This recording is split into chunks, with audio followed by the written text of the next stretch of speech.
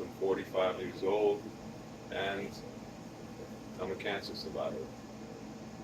2007, I wound up in the hospital after spending 2 or 3 weeks losing the feeling in my foot, my calf muscle, not my shin muscle, my buttocks, but not my hamstring and not my quadriceps. So I was basically walking like this every day, gradually losing the feeling because I had tumors in my spine and they were blocking the receptors to these areas. I also lost the feeling in these three fingers, and within that time, I lost, I was 190-ish and dropped down to 150 pounds. Uh, what ended up happening next is they drilled a hole into my head and placed a port called an Omaya reservoir, which allows them to place chemotherapy directly into your spine so that you can basically, if your brain and your spine is in a bag, and it's called the blood-brain barrier. It allows you to not become poisoned by maybe something you drank or something you ate. Those toxins would never reach your brain. So in order for them to reach it, the chemo, it would kill me, even though they did give me chemotherapy directly, into my arm and into my bloodstream. That was a separate, what they called cocktail, which had 5 different chemotherapies, which was separate from the one that they placed into my skull. The amount of toxins they would have to pass through me before it could ever reach that blood-brain barrier would have killed me before I would have ever been cured. So I had about 10 treatments of radiation. They didn't know if it would burn the tumors, and if not, they would have to go in. And going into my spine, being that I had one on the opposite side of here, which the radiation wound up ruining my thyroid, and now I'm on medication for it. I had one on the opposite side of my heart, which they were worried about burning through the tumor and burning my heart.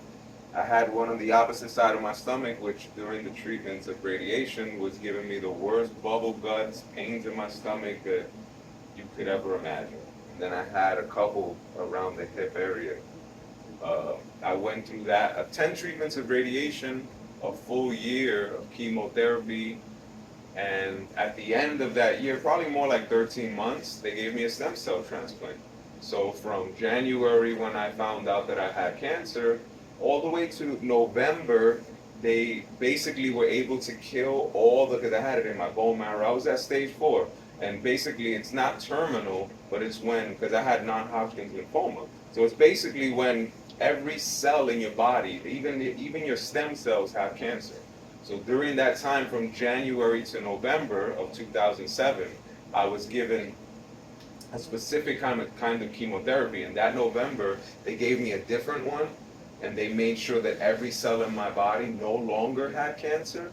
And then they collected my stem cells through a little thing that they collected my stem cells. They basically put a hole through here and placed this thing that would collect the stem cells directly from the valve near my heart.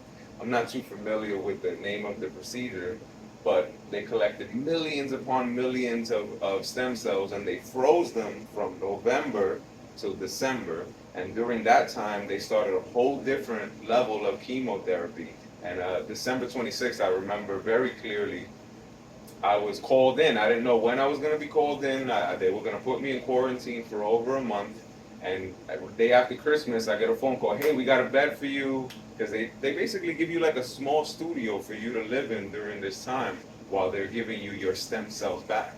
But right before that, the week of the 26th, 27th, 28th, they gave me the worst chemo that I had ever experienced during my time.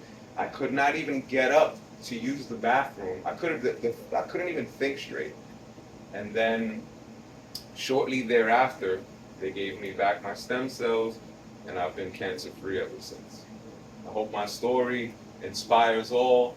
Peace and blessings.